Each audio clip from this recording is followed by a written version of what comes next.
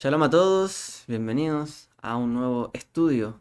Hoy día vamos a hablar del primer día de Pesaj y más que el primer día vamos a hablar sobre la preparación para el primer día de Pesaj. Lo ideal es que en ese día, ¿cierto? Se hacen varias actividades. Nosotros tenemos un material subido de los pasos a seguir y un video explicando esto. Así que lo que vamos a ver hoy día es como los días previos hasta llegar al primer día de Pesaj, cómo tenemos que vivir estos días y bueno, cómo prepararnos, ¿cierto? Hasta entonces. Así que esa es la idea del estudio de hoy, ver algunas cosas, aclarar algunas dudas tal vez. Así que bueno, si por ahí hay alguna pregunta, tratar de estar atento también si es que em, lo colocan en el chat, ¿ya? A ver si se puede ver alguna cosa. Saludar por ahí también a nuestros hermanos que están saludando en vivo, ¿cierto? Juan Pirquilá, Víctor Gutiérrez también, un Shabbat Shalom, todos los que están por allí. Entonces hoy día vamos a ver el tema del primer día de Pesaj y lo que debemos saber antes de un repaso, ¿cierto? Para todos, nunca viene mal, ya que en realidad lo que se suele hacer en estos días es estudiar bastante sobre Pesaj, porque recuerdan cuando partimos hablando de Pesaj, algunos mandamientos. Es bastante el contenido, bastante las cosas. Y eso solamente nos dedicamos a hablar de lo que se hacía en el templo, en la época del templo. Pero también hay más cosas, ¿cierto?, que vienen después, la vida personal, la vida propia. Así que bueno, vamos a hablar un poco de eso para estar preparados. Entonces lo primero es ver, ¿cierto?, primer día de Pesaj, qué es lo que debemos saber. Ahí tenemos en qué consiste realmente Pesaj. Es una mesa servida, Shulchan Aruch. Una mesa servida donde recordamos, ¿cierto?, la salida de Egipto con diferentes elementos, cuatro copas, vino, matzot o panes, ¿cierto?, no leudados. Un librito que es un relato, nos ayuda a hacer un relato, hierbas amargas, un plato de la ceremonia o del ceder, donde hay algunas hierbas, ¿cierto? Hay un huevo por ahí, dice pesaje en hebreo, como ahí se ve en la imagen. Y bueno, en general, el pesaje es una ceremonia muy bonita y es una comida. Eso es algo muy bueno. Generalmente en la escritura las fiestas se conmemoran con una comida. ¿Por qué? Porque no hay fiesta sin comida. No hay fiesta sin bebida, sin comida. Entonces, una real fiesta tiene que ser una comida, algo compartido y algo sagrado. Porque sentarse en una mesa es algo sagrado. En el mundo antiguo, sobre todo, hoy día quizás eh, uno come por aquí, a lo mejor en un lugar que no es la mesa, no tiene problema, hace otra cosa. Pero en la antigüedad, sentarse a la mesa a comer era algo sagrado. Y siempre involucraba también un agradecimiento, por ejemplo, a Dios, ¿cierto? En todo ello. Así que bueno, Pesaj es lo que marca el sentarse a la casa, a la mesa, disfrutar, recordar las cosas buenas, lo que Dios ha hecho por nosotros, reunirnos como familia y darle significado a nuestra vida. De dónde venimos, de dónde salimos y hacia dónde vamos y qué nos pidió que hiciéramos. Entonces Pesaj es el centro de la vida del hogar, ¿cierto? De un, digamos, de un ritual del hogar que es la casa, que es la comida, perdón, que es sentarse a la mesa y con un significado especial. Bueno, perdón, ahí sí.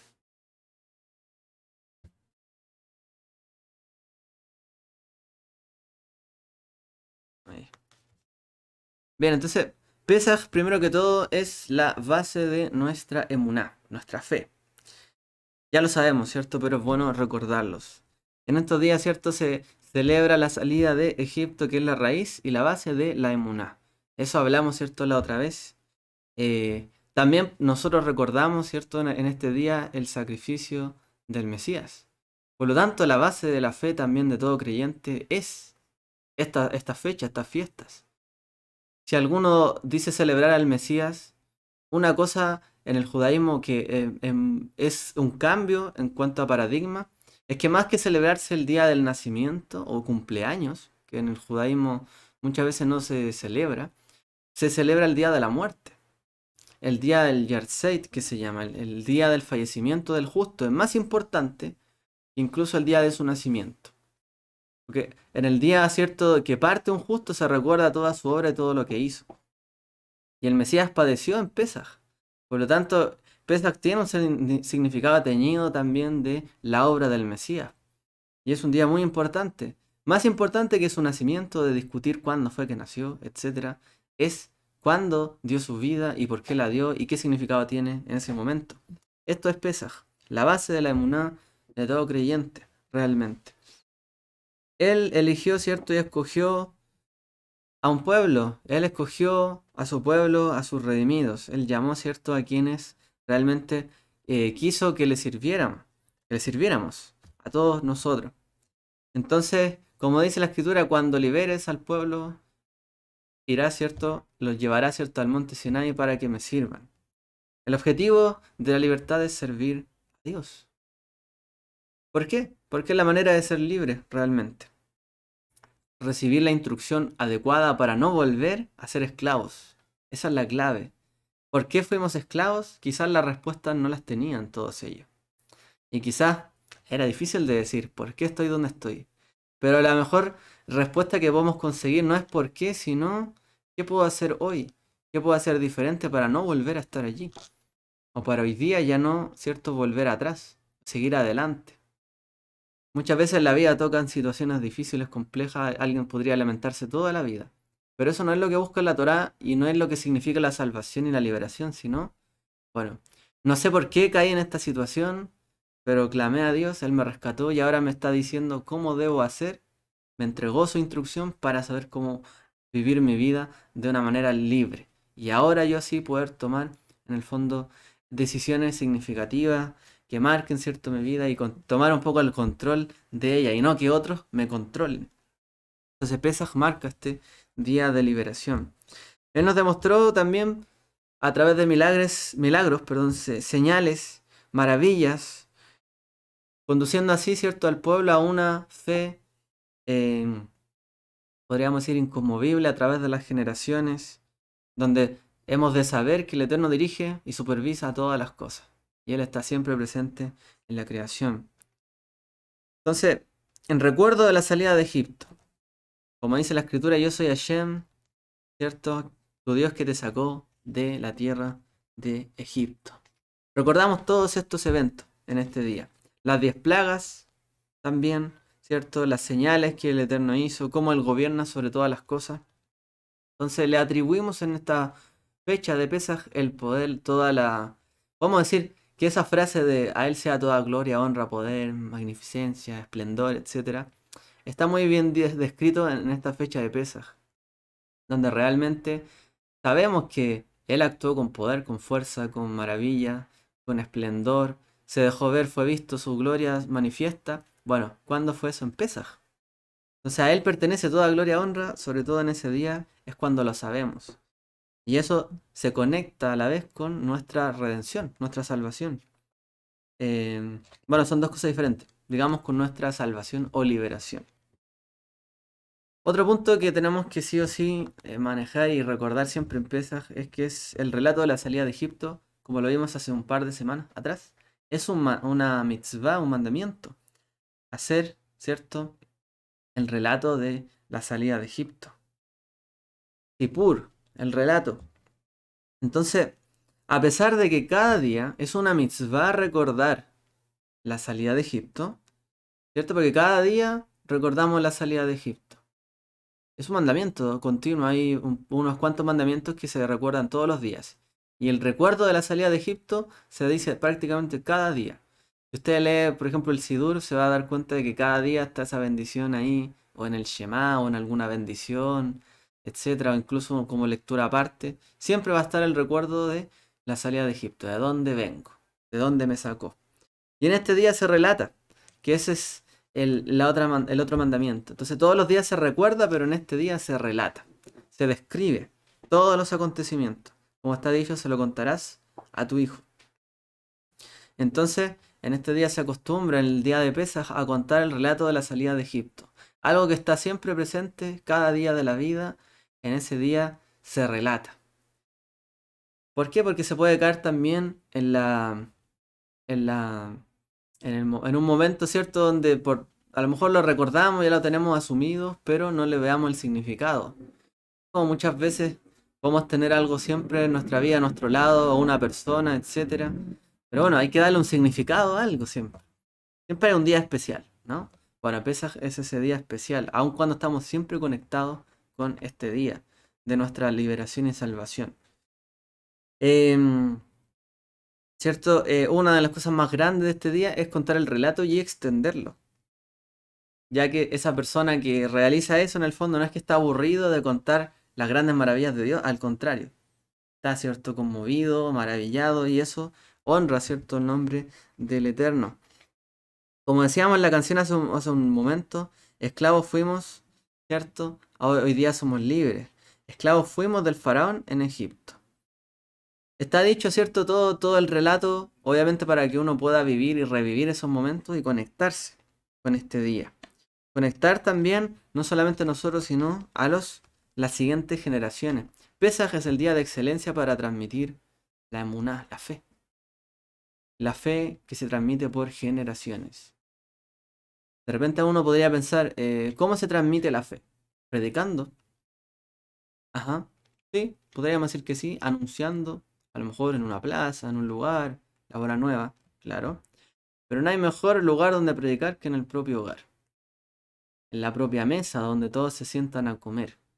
La fe, cierto, se infunde en el hogar, en el corazón del hogar, en la mesa, donde están todos reunidos, generación tras generación. Allí se transmite la historia del relato y el relato de la salida de Egipto y también se busca, cierto, transmitir la herencia y el legado y la identidad del pueblo a la siguiente generación. Hablemos un poco del mes de Nisan.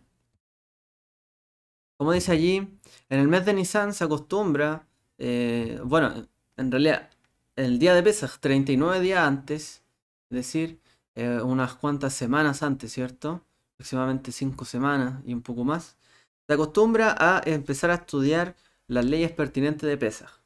Nosotros hemos estado estudiando, ¿cierto? Ahí semana a semana, cosas relacionadas a Pesaj. Entonces, la costumbre es que ya en el mes de Nisan todos están a full también estudiando sobre Pesaj. Em, Esto está dicho en el Shulchan Aruch, donde dice, y se pregunta y enseña la salahot pertinente a Pesaj 39 días antes. Perdón, 30 días antes. Ahí hay un pequeño error que me pasó ahí. Debería decir 30 días antes. ¿Ya? Entonces, vamos a colocar ahí el cero para que quede ahí. Entonces serían 30 días antes, se empiezan a relatar, es decir, un mes antes, el mes anterior. Durante todo el mes de Adar se comienza a estudiar sobre las leyes de Pesaj.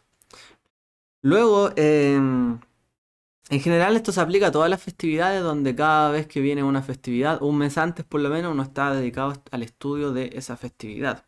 Para tratar, ¿cierto?, en detalle qué es lo que se debe hacer y llegar preparado para ese día y no llegar ese día que llegó el día, ¿y qué tengo que hacer? Y estoy preguntando a lo mejor en el mismo día qué hay que hacer. eh, Como algo que suele suceder, ¿no? Sobre todo por estas regiones de Latinoamérica. El último día uno está preguntando, ¿y de qué se trata esto? Y no sabe, a veces. A veces uno le pasa, ¿no? En todo ámbito de cosas. Entonces, la costumbre es estudiar en detalle desde antes, por lo menos un mes. Hay otro mandamiento que aparece dentro de los mandamientos rabínicos, y es que en estas fechas uno suele aportar dinero también para algún fondo, que en el judaísmo se le llama Kimha de Pisha, que es como donar una donación que se hace de harina, por ejemplo, para la gente más necesitada, más pobre. La idea es que a nadie le falte matzá en su hogar. Entonces se hace también una campaña en las comunidades para que nadie le falte nada para Pesaj. Si hay gente que tiene alguna necesidad o algo, se trata de colectar acá para ayudar a toda la gente necesaria, sobre todo a los que menos tienen, para que tengan todo lo necesario para Pesaj. Porque se entiende que es una comida que mucha gente no puede darse el lujo de tener. Muchas veces tener una comida servida, con un montón de comida, de cosas, todo preparado, que conseguir este elemento, que este otro, algo bonito. No para todo es sencillo, por lo tanto también se acostumbra a donar también si de saber, ¿cierto?, si hay necesidad para a que nadie le falte.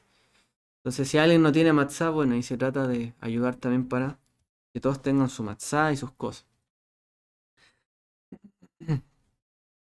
Otra cosa es que en esta fecha no se dicen la confesión de pecados, por ejemplo en los sidurim, en los libros de oraciones, aparecen ciertos días de la semana que uno hace, ¿cierto? Las oraciones de Tajanún, que son oraciones de, a ver, de confesión de pecado, de penitencia, a veces se le llaman.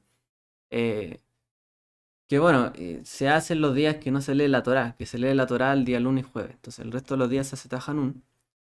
Y se suele no decir ya en el mes de Nisan. ¿Por qué? Porque se recuerda, como ya aparece también, la inauguración del Mishkan y las ofrendas de los príncipes de cada tribu. Como relata la Torá, que una vez que fue inaugurado el Mishkan, que esto fue el día primero del mes de Nisan, a partir de allí los primeros 12 días, cada uno de los príncipes de Israel, es decir, los jefes de las tribus, llevaron una ofrenda hacia el Mishkan. Es decir, y cada vez que uno de ellos llevaba una ofrenda, esa tribu hacía un día festivo, en celebración, ¿cierto? En honor del Mishkan, del tabernáculo. Por lo tanto, en todos estos días previos a Pesaj, eran días de alegría cuando se erigió el Mishkan. Eran días festivos, días de grandes festejos. Por lo tanto, la lectura de las oraciones penitenciales se cancela, sino que se estila también tener mucha alegría durante estos días. Em, entonces, todo este mes se entiende también que la persona está dedicada, ¿cierto?, al estudio, a la preparación, a la santidad, para la fiesta y las fiestas en general. Por lo tanto, eso suple en el fondo la necesidad de estas oraciones que son más penitenciales. Por eso también se reemplazan hasta el día de hoy. Em, Hay quienes leen también en esta fecha los versículos justamente donde cada uno de los príncipes de Israel ofrendó y llevó su ofrenda, ¿cierto?, al Mishkan una vez que se inauguró el tabernáculo, nuevamente, para recordar. Así que en este mes de Nisan es un mes de también alegría. Como ya se decía del mes de Adar, cuando llega Adar aumenta la alegría, bueno, y a medida que siga avanzando hasta las fiestas, sigue aumentando la alegría.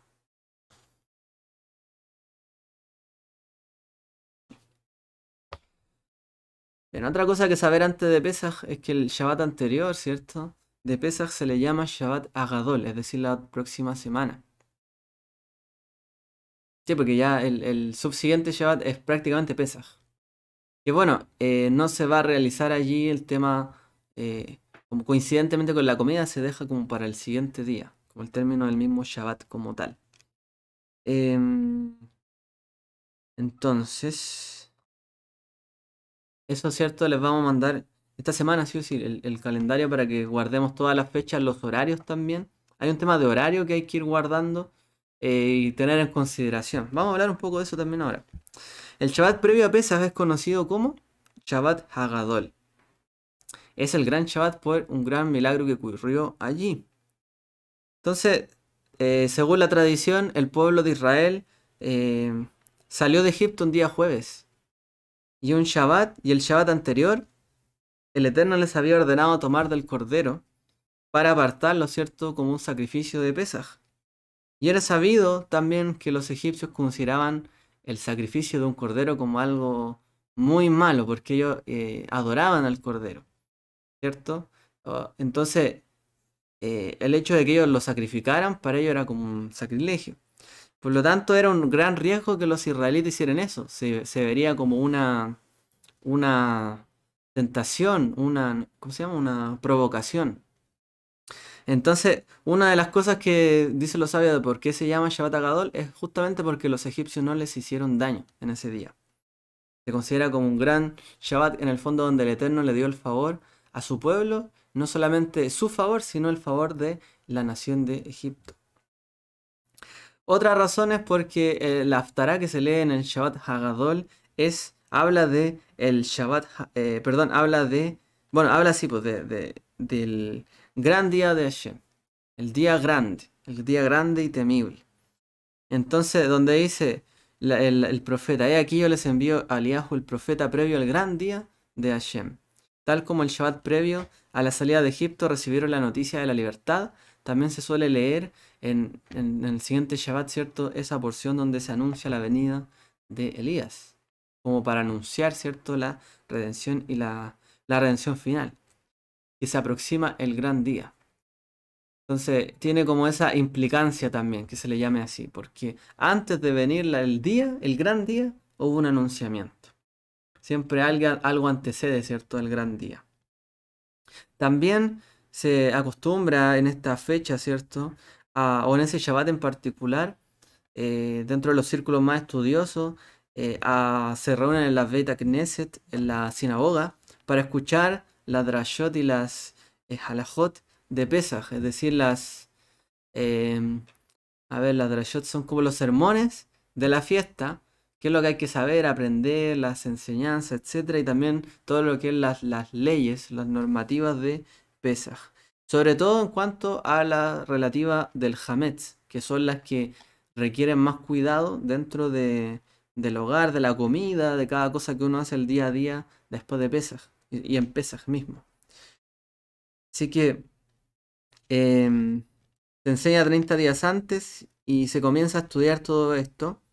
Eh, y el Shulchan Aruch, es decir, la ley judía, este libro que compendia la ley judía, nos dice que en ese tiempo de estos 30 días antes de estudio se debe preguntar y enseñar.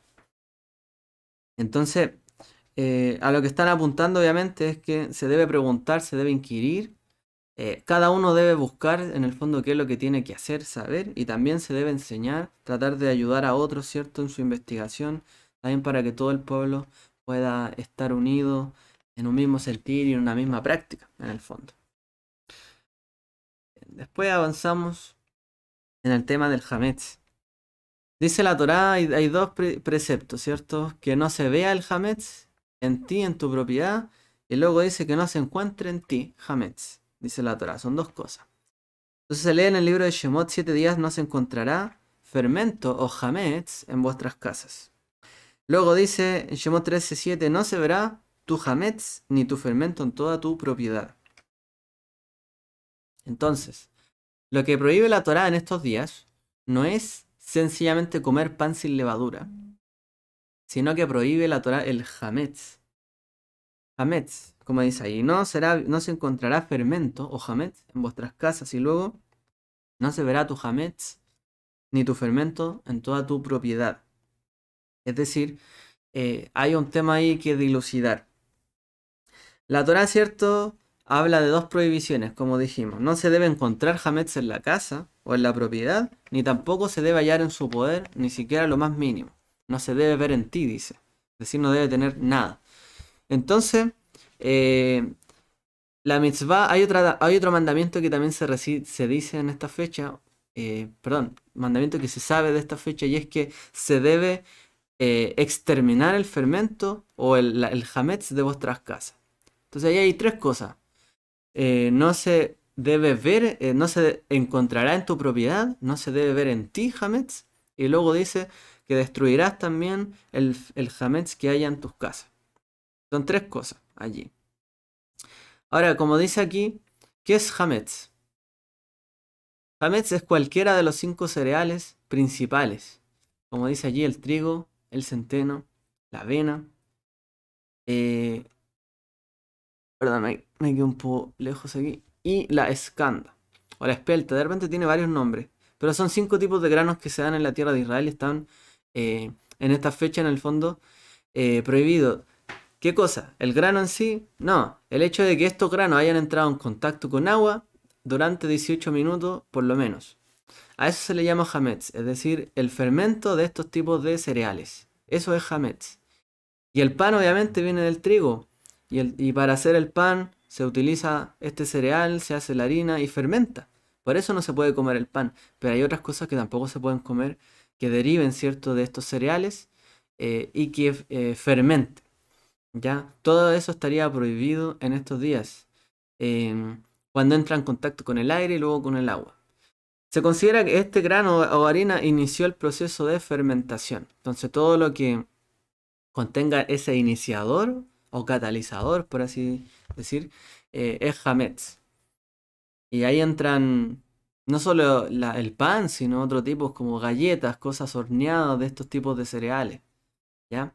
Entonces hay que verificar muy bien los alimentos durante estas fechas, ya que cualquier cosa que compramos fuera del hogar, de hecho, hay que verificar bien. ¿Tiene este tipo de cereal? ¿Entró en contacto con agua? ¿Se coció de alguna manera? Puede que esté y que sea hametz. Entonces no esté en el fondo permitido de comer en esos días.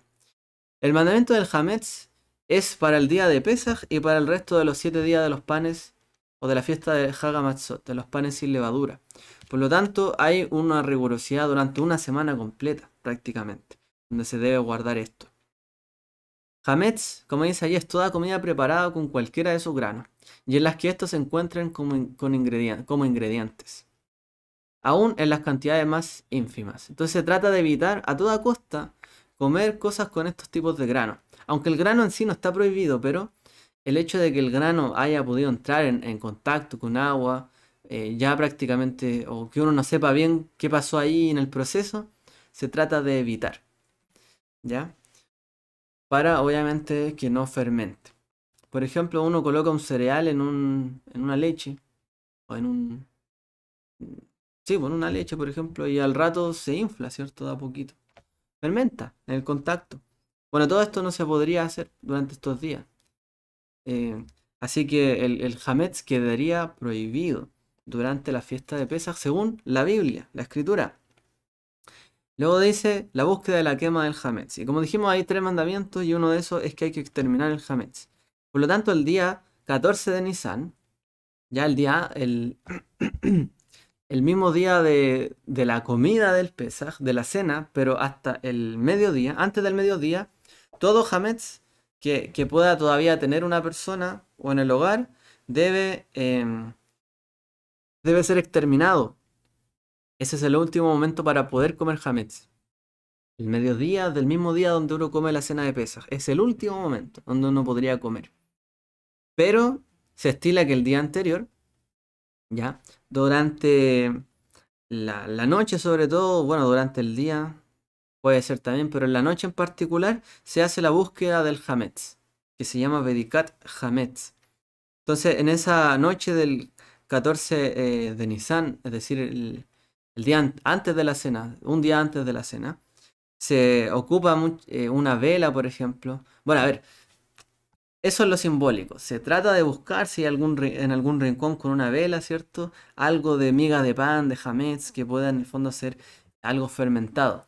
Pero previo a eso, se limpia todo el hogar. La costumbre, de hecho, es que se saca todo, se limpian todas las ollas, todo tipo de cosas. Y de hecho, hay quienes incluso ocupan loza especial para Pesaj. Solamente para Pesaj. Todo diferente. Y esta era la práctica de la época del templo también. Se hacía una inmersión ritual de todos los utensilios, todo lo que son cosas para cocinar, utensilios en el templo, a través de un proceso que se le llama, bueno, cacherización de ¿cómo se llama? De los hilot, si no me equivoco. Todos los utensilios se pasaban en el fondo, ya sea por fuego, si era posible, o por agua, para tratar de sacar todo vestigio de hametz que pudiera estar allí pegado o hallado en los utensilios. Entonces otra costumbre más adecuada es que se ocupa loza diferente en los días de Pesaj, o en Pesaj en particular o en esas fechas, para no mezclarlo en el fondo. Entonces hace una limpieza completa antes de Pesaj. Y por supuesto puede ser una semana antes, incluso a veces más. Hay quien deja de comprar jalá, incluso más antes de una semana previa a Pesaj. Antes todavía ya ni siquiera hacen jalá en su casa. ¿Para qué? Para que no haya hametz. Se adelantan bastante algunos. Y entonces la noche anterior a la comida se hace una búsqueda simbólica, ceremonial, con una vela, tratando de ver si es que quedó algo, ¿cierto? De hametz. También para que toda la familia colabore y todos puedan participar del mandamiento. En el fondo de buscar y exterminar el hametz del hogar. Para que todos puedan cumplir ese mandamiento. Por eso se hace. Y si se halla hametz, se debe sacar y se debe exterminar o botar o incluso quemar. Para que por error no se pueda comer durante esos días. La idea es que ni por error ni por nada. Uno diga, ups, me comí justo un queque en esta fecha. No, no, no se puede. Entonces, cuando se hace la búsqueda, 20 minutos después de la puesta de sol, prácticamente. El día anterior a la cena de Pesaj, en la tarde, el atardecer, después de que se pone el sol, 20 minutos después se acostumbra a hacer la búsqueda del Hametz y se recitan algunas bendiciones que se las vamos a mandar. Nosotros tenemos una guía desde Pesaj hasta Shavuot que tiene las bendiciones, tiene los horarios, y ahora los vamos a actualizar todos para que podamos hacerlo eh, bueno, con el horario, ¿cierto? De este año. Se los vamos a mandar, ¿cierto? Esto también para que vean ahí qué se hace cada día, las bendiciones y todo eso que hay. Lo van a tener, o lo pueden encontrar en un Sidur también. Em, en cuanto al Hametz hay que ser claro en un punto, y es que la Torah prohíbe, por ejemplo, comer ciertos animales, ciertas comidas que no sean cierto kasher o kosher, pero en cuanto al hametz, este alimento, la Torah es bastante rigurosa y bastante más rigurosa que en cuanto al resto de comidas de kosher. Por lo tanto, en esta fecha se acostumbra incluso en el pueblo a comer no solamente kosher, sino kosher le pesaj, que es lo apto, ¿cierto?, para pesaj, porque hay cosas que no son aptas para pesaj. Entonces, incluso el vino tiene que ser kosher le pesaj, apto para pesaj. La comida tiene que ser apta para pesas. Para no entrar en alguna, como decíamos, en algo de hametz, se acostumbra incluso a ser un poco más estricto durante estos días. Porque la Torah expresa de que aquella persona que se halla en el hametz recibe pena de caret, es ser cortado del pueblo. Por lo tanto, es diferente a las leyes de la dieta kosher, es mucho más estricto. Para mencionar, hay quien prohíbe, por ejemplo, no se come pastas, por ejemplo, que son también cereales que fermentan. Hay quien también, algunas costumbres no comen arroz, por ejemplo, durante estas fechas. Los judíos de Europa Oriental, sobre todo. Los de España sí comen. Hay quienes también de o incluso dejan de comer algunas cosas que pueden llegar a ser hametz o estar mezcladas con algo. Simplemente no las comen. Eh, Algunos ni siquiera comen legumbres esos días. Tratan en el fondo como tienen que comprar en el fondo alguna comida, y la persona que cargó desde que cosechó esos cereales puede haber pasado o haberse mezclado con algún otro tipo de alimento o haber entrado en contacto con algo. Algunos evitan todo tipo de cosas que fermente a un nivel bastante estricto. Hay una lista que también la vamos a mandar, de alimentos que son los ideales o los permitidos para estas fechas, porque hay bastantes cosas que se opta por no comer durante esa semana, al menos. ¿Ya? Ahí en el listado va a salir más detalles para que alguien se diga, hoy puedo comer esto, puede que no, y ahí uno vaya comparando. Es lo más fácil porque si no, de verdad, no nos da el tiempo y hay mucha información para hablar todo. Hablemos un poco de la matzá. ¿Me salté algo, no? No. En cuanto a la matzá, se debe cuidar que la matzá no fermente. Es que uno hace el pan. De hecho, lo más preferible, lo que prefieren en el judaísmo, es que la matzá de Pesaj que la haga uno mismo. De hecho. ¿Por qué? Para así estar preocupado en el fondo de que no haya fermentado en ninguno de esos procesos. Se estila y es lo que más se recomienda, que hagan su propia matzá. Por eso usted va a ver, ¿cierto? También en Israel o puede ver videos donde están todos los judíos en esta época haciendo matzá. No están comprando la matzá, están haciéndola ellos mismos. De hecho. ¿Por qué? Porque hay un principio de que hay que cuidar la matzá. Se deben custodiar los granos de trigo, desde que se los llevan a moler hasta que entren, para que no entren en contacto con agua o con algún tipo de humedad. Para verificar también de que donde se colocan no hayan lugares agrietados, donde pueda haber humedad o pueda haber quizá otro tipo de residuo. Se revisan los molinos, se revisan toda la preparación, el empaque, el transporte para que esté todo seco y limpio. Y para elaborar estas matzot, los que son más estrictos ocupan la harina producida en el mismo día. O sea, harina que fue molida en el mismo día, que conserva cierto calor y facilita la fermentación de la matzá sin forzarla, ¿cierto? De echarle a lo mejor que necesite algo más, sino que es más sencillo.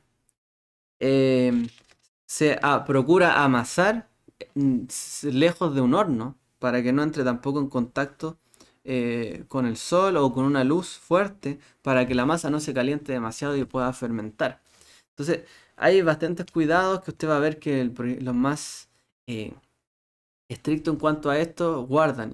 Y eso es que guardan o hacen o cuidan su propia matzá. Se hace también con un agua especial, aguas reposadas también. Que se hacen con aguas reposadas como de un manantial y se van a sacar como aguas tan como más tibias en ese sentido. Bueno, ahí hay una diferencia, como aparece ahí. La matzá shemurá o cuidada y una posición más estricta, cuidada desde la cosecha. Ya, esa es la matzá que estábamos hablando, la matzá shemurá, que es más cuidada del proceso desde que salió hasta el final. El judío más estricto en cuanto a la halajá hace su propia jalá y la cuida y se verifica de que esté bien desde el principio a fin. Él hace su propia matzá. Luego está la matzá, por ejemplo, hecha máquina o la matzá común. Bueno, ¿qué podemos decir en cuanto a la matzá hecha máquina? Hay un principio rabínico detrás de la matzá de que todo, en el fondo, cuando se hace la matzá debe ser en aras de cumplir el mandamiento. La mitzvah de comer la matzá, de ingerir la matzá. Por lo tanto, el principio es cuidar estas matzot. Entonces, como debe ser elaborada con la intención de cumplir la mitzvah, cuando se inventaron estas máquinas, ¿cierto? Para hacer grandes lotes de matzot.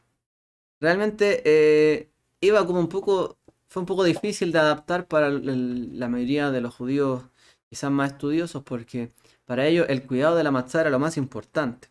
Entonces ocurrió una, una discusión obviamente en cuanto a este tema. Hay quienes permitieron la matzá de máquina y hay quienes la prohibieron. O sea, aquí dependió un poco de la tradición rabínica y de los líderes, ¿cierto? De las comunidades. Hay quienes permitieron la matzá, ¿cierto? Hecha de máquina porque decía que en el fondo eso evitaba a través de un proceso más estricto indicado que la matzá pudiera fermentar. Y eso era más difícil que hacerlo manualmente, porque la máquina ya de por sí tiene las instrucciones dadas. Entonces, si uno tuviera la precaución de que todas las piezas estuvieran limpias, no tuvieran algún resto de miga o masa fermentada, eso estaría bien. Pero hay otros que la prohibieron, incluso, y mantienen el tema de hacer su propia matzá.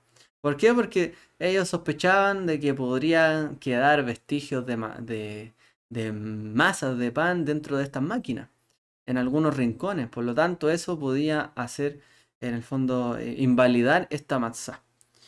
Entonces, quienes dijeron una cosa y la otra, en el fondo dijeron, con esto se puede cumplir mejor el mandamiento. Quien dijo que no era adecuado es para cumplir mejor el mandamiento. Y quien dijo que era adecuado, dijo porque era para cumplir el mandamiento mejor.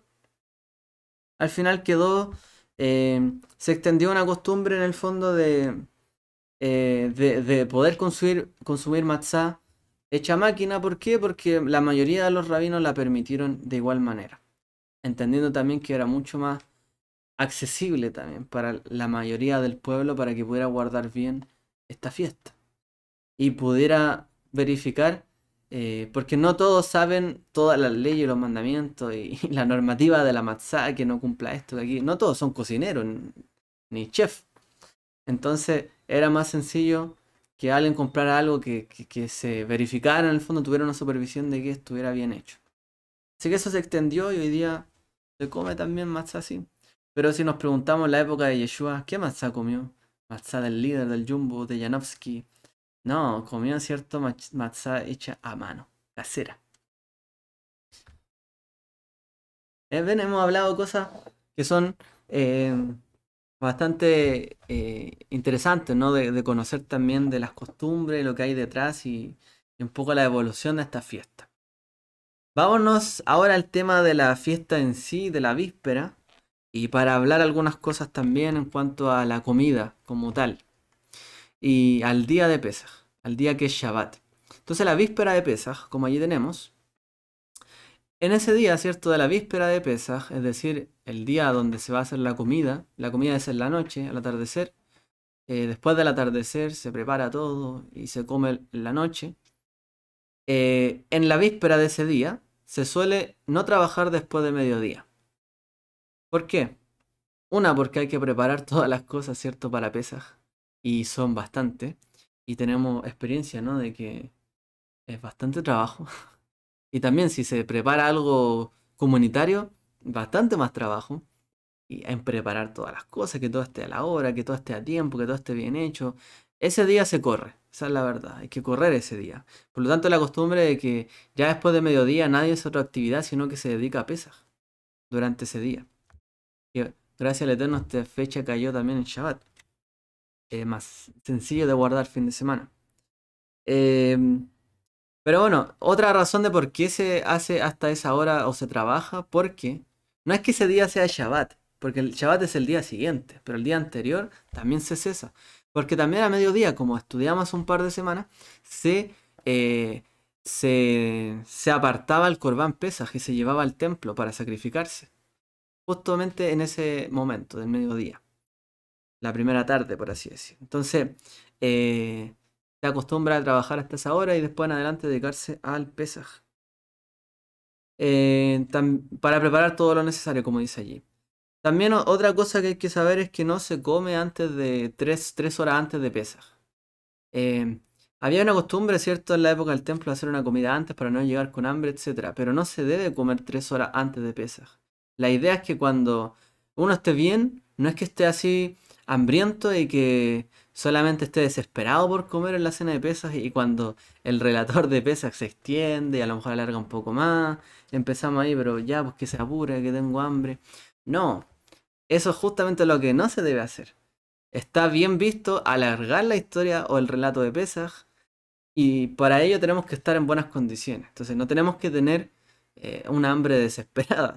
Tenemos que estar bien alimentados, pero tampoco podemos comer 3 horas antes de Pesaj para obviamente poder comer con gusto y con alegría la cena de Pesaj. Y otra costumbre es que se hace como toda festividad y también esta de peregrinación que era hacer una tevilá. Una tevilá ritual puede ser en un agua, como una mikveh, puede ser en una ducha. Algunos ve, ¿cierto? Se baña antes de la fecha de esta fiesta. Eh, Dentro de la halajá se permite eh, hacer tevilá en una ducha. Una cantidad, no recuerdo, de litros de agua que tiene que caer sobre uno para que se cumpla. Pero bueno, una ducha normal en aras de purificarse. Con la bendición al Atevilá, que nos ha mandado, etcétera, sobre la Tevilá. Así que ahí tenemos, ¿cierto? Un par de cosas para saber en la víspera de Pesaj. Hay que estar preparado, ¿cierto? La Tevilá era porque, como esto se hacía en Jerusalén, había que hacer Tevilá antes de ir al templo. Por eso se hacía. Se sumergía en una mikveh. Y el resto de cosas, la comida, etcétera. Ya vamos. Ya nos queda poquito y concluimos. Entonces, recapitulando, le relatarás a tu hijo en ese día. La noche del Seder es importante que transmitir esto, el relato. Como dijimos la otra vez, si uno tiene hijos, le relata al hijo. Si no tiene hijos, a quien tenga al lado. Y si está solo, se relata a sí mismo la historia de Pesaj. ¿Cierto? Eso lo vimos en la mitzvah de el relatar la historia de Pesaj. Entonces uno debe relatarlo, pero si tiene hijos, sobre todo a los hijos. La importancia es que hay que transmitir la herencia de la Torá. ¿Y cómo se transmite? A través de esta comida. Cada año se reúne la familia el relato, la historia, la identidad se transmite por generación a generación. Entonces, más que la fe transmitirse a través de algo obligado, tienes que creer en esto aquí, allá, una mejor estrategia. Sienta a la familia en su casa, en la mesa, póngale algo rico, una historia entretenida, divertida, que cuente cosas que son significativas. Y usted se va a ir ganando en el fondo a la familia, la confianza y la atención de todos para que su palabra también y el relato, lo que usted está diciendo, sea importante para todos. Porque cuando a usted le dejan la guatita, la pancita contenta, o lo tienen bien, lo tratan bien, obviamente uno escucha mejor. Uno escucha más. La idea de Pesaj es eso, transmitir la historia, la herencia, a la vez que se cumple el mandamiento, hacer algo para que esto sea una cadena ininterrumpida. Y recordamos la historia también, el sacrificio del Mesías, y lo transmitimos en esa noche. Recordamos cada día la salida de Egipto, como dije al inicio, pero relatamos en este día. Cada día se cuenta, se recuerda, pero en este día en particular se relata y se describe toda la historia de los acontecimientos ante la salida de Egipto. Y también se debe hacer todo esto, ¿cierto? Todo este relato con gran alegría y regocijo. Como dice el libro, ¿cierto? Del Zohar. Dice, todo Yehudí que relata la Haggadá con alegría y regocijo está invitado a alegrarse en la presencia de Hashem en el mundo venidero. Y esta es la alegría más grande que puede sentir la persona, ya que le permite apegarse a Hashem. Es decir, toda persona, todo judío o entre nosotros también, prosélito, que relata la Haggadá con alegría y regocijo, está invitado también a alegrarse con la presencia de Hashem en el mundo venidero. Es decir, tú hoy día comes en el nombre de Hashem, en su recuerdo, en su memoria, y en todo lo que Él ha hecho hoy, y te alegras hoy, eres meritorio también de que en el día postrero, cuando nos vayamos a sentar con Él a comer, también te alegres en ese entonces. Si hoy día comiste en su mesa, te alegraste con lo que Él hizo, también lo harás en el mundo venidero. Y eso es lo que estamos esperando, ¿no? Las bodas, la comida, la cena del Cordero, sentarnos a su mesa. Por lo tanto, si hoy día en esta mesa, en nuestras mesas, en nuestras casas, podemos realmente conectarnos con Él, también nos conectaremos en el mundo venidero. 4 consejos para Pesaj. Y con esto concluimos. No, quedan 2 láminas. Esta y la siguiente. Cosas para Pesaj. Que nuestra mesa tiene que estar llena también de preguntas y respuestas. Generalmente este papel lo hacen bastante bien los libros de Pesaj, la Agadot, que nos dicen, mira, hay que hacer esto ahora, esto aquí, esto allá, hay que preguntar tal cosa. La idea es que sea algo interactivo y que no sea algo aburrido. No que sea una charla técnica, ni una charla informativa, abstracta de algo que es difícil de imaginarse o de creer. La idea es que sea también algo que despierte a las personas, los corazones también de los hijos, para que pregunten, ¿y por qué eso? ¿Y por qué pasó esto? ¿Y cómo fue eso? Y eso es lo bueno, que haya una pregunta y que hayan respuestas también. Que la gente se pregunte y que quiera participar y saber más. Otro consejo para la cena de Pesaj es que se haga una figuración del relato, es decir, que sea un relato vivo y no simplemente descriptivo. Pasó esto, los hijos salieron de acá, luego hicieron acá. La idea es que se haga una imagen la persona de qué es lo que ocurrió, qué es lo que sintieron las personas, cómo vivieron ese momento, qué es lo que realmente pasaron por allí, cómo se sentían. La idea es que se pueda identificar en el relato. Otro consejo es que se estimule con premios también cuando hay hijos. Eh, Imagínense algunas familias judías que son tan numerosas para tener en el fondo la atención de todos los hijos. Imagínense tener 10 hijos en su mesa. 18 algunos me dicen por acá. Imagínense tenerle la atención a 18 niños en una mesa para relatarle el Pesaj. Difícil, bastante difícil. Entonces la idea es estimular también a los niños con premios para que estén atentos, para que estén participando, preguntando. En el fondo, hay quienes, por ejemplo, rabinos famosos como el Rabí Akiva, él acostumbraba a repartir nueces a los niños en ese entonces, para que no se durmieran y preguntaran, los tenía despiertos. para que darle alguna especie de premio. Bueno, hoy día no sé si con una nueva un niño se quedará tranquilo o despierto. Sí, hay bastante cosas que hoy día pueden mantenerlo despierto. También con sorpresas o regalos. De hecho, dentro de la misma ceremonia hay una búsqueda de un pan, ¿cierto? De la Ficomán. Así que la idea es mantener la atención también en la noche, no hacerlo una comida donde se quieran todos ir de la mesa. Al contrario, que hay harto canto, ¿cierto? En la mesa. Todos estén participando bien. Y el cuarto consejo es que se aumente el relato. Lo que hemos hablado, que realmente se haga un aumento en el relato, una intención más allá. Viva el relato, cuéntelo con intención, háblelo, cántelo a lo mejor. Disfrútelo, ¿cierto? Háblelo, recítelo, cámbiale las voces, quizá algunas cosas. La idea es que el relato sea algo entretenido, vivo y que sea aumentado. Y ahora sí, lo último que vemos en la noche de Pesaj. Lo más importante, cumplimos 4 mitzvot. 4 principios se cumplen en la noche del Seder de Pesaj. Son 4, ¿cierto? Mitzvot. Dos son propiamente de la Torá y las otras dos son de los sabios. ¿Ya? Entonces hay 2 y 2. Las primeras dos son propiamente de la Torá. ¿Qué nos dice la Torá? Coman matzah. El día 14 del primer mes durante la noche comerán matzot. Por lo tanto, para cumplir con la fiesta, realmente en esa noche tenemos que tener matzah. Así que tenemos que conseguir la matzah o hacerla. Recuerden, estamos todavía a tiempo. Todavía se está vendiendo. Así que hay que buscar la matzah, hay que esforzarse. Segundo, relatar la salida de Egipto como está escrito, le relatarás a tu hijo en este día. Como les decía, incluso si hay alguien que no tiene hijos, se lo hace a quien tenga al lado, y si no tiene a nadie al lado, a sí mismo. Entonces la idea es relatar la salida de Egipto. Esto también es un mandamiento de la Torá para esa noche, no puede faltar. Lo tercero ya es algo propio, ¿cierto?, de la costumbre, la tradición del pueblo judío. No aparece en sí en la Torá, pero sí siempre se alude a la Torá cuando hay una práctica, que se añade a algo. No es para hacer una carga pesada, sino para darle significado también a algunas partes de la escritura y colocarla en nuestra mesa. Entonces se beben 4 copas de vino.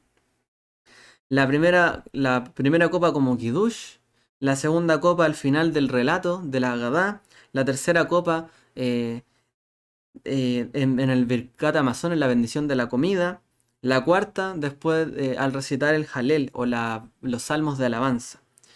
Y también, como les enseñan, todos están requeridos, ¿cierto?, para beber estas 4 copas de vino, todos los que están en la mesa, sea quien sea, incluso los niños. Las 4 copas representan 4 expresiones, ¿cierto? Como aparece en el libro de, de bueno, esto aparece en Shemot. Dice, los sacaré debajo de la opresión de Egipto. Los sacaré. Después dice, los salvaré del duro trabajo. Luego dice, los redimiré con brazo extendido y grandes maravillas. Y luego los tomaré para mí como pueblo y seré vuestro Dios. Esas 4 cosas se celebran al tomar estas 4 copas de vino. Los sacaré, los salvaré, los redimiré y los tomaré. 4 cosas. Y por eso se beben.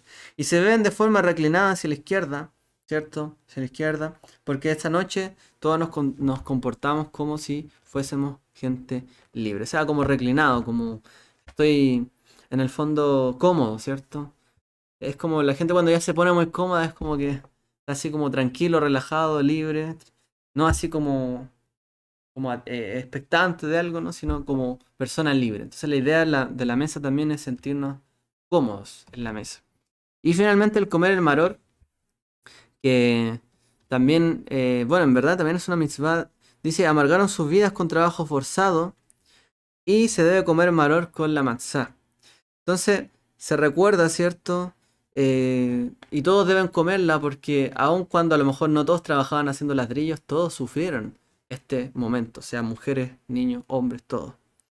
Hay quienes acostumbran a cumplir este principio con hierbas amargas, como por ejemplo el rábano, Y hay quienes hacen una mezcla, como los judíos Ashkenazim, que se llama Hrein, ¿cierto? Que, claro, betarraga, ají, rábano picante y una mezcla bien amarga. Pero los sefaradim acostumbran a hacerlo simplemente con lechuga, por el sabor amargo. Eh, Porque también no se percibe tanto el sabor amargo, como así la esclavitud comenzó en buenos términos y recién después vino el trabajo forzado. O sea, al principio no parece amargo, pero después deja como un sabor un tal amargo. Y está bien porque la lechuga o la lettuce, no me acuerdo cómo se llama en arameo, aparece en el Talmud como la hierba amarga que se utilizaba en aquel entonces. Por eso también se coloca lechuga. Em, en hebreo se llama la lechuga jasa, que también representa el Has, se apiadó el Eterno de su pueblo Israel. Bien, ahí sonó bien fuerte el libro. Bueno, a ver, hay bastante, hemos visto bastante, la idea es que estemos un poquito más preparados ya esta semana, tenemos otra semana más para seguir viendo temas, ¿cierto?, de Pesaj, seguir indagando, estudiando, preparándonos, y bueno, espero que este estudio haya podido servir de guía también para poder seguir preparando y estar más listo, ¿cierto? Y dándole el significado que requiere a esta festividad. Una gran festividad que nos recuerda la salida de Egipto y la salida de la esclavitud del pecado a través de Yeshua, nuestro Mesías. Por lo tanto, cada cosa que hagamos tiene que ser para honrarlo a Él, que nos libró, nos salvó con su mano poderosa y nos llamó a su luz admirable. Amén. Y que el Eterno les bendiga a todos y nos seguimos preparando y que tengan una bendecida semana también para todos los que verán el estudio. Shalom.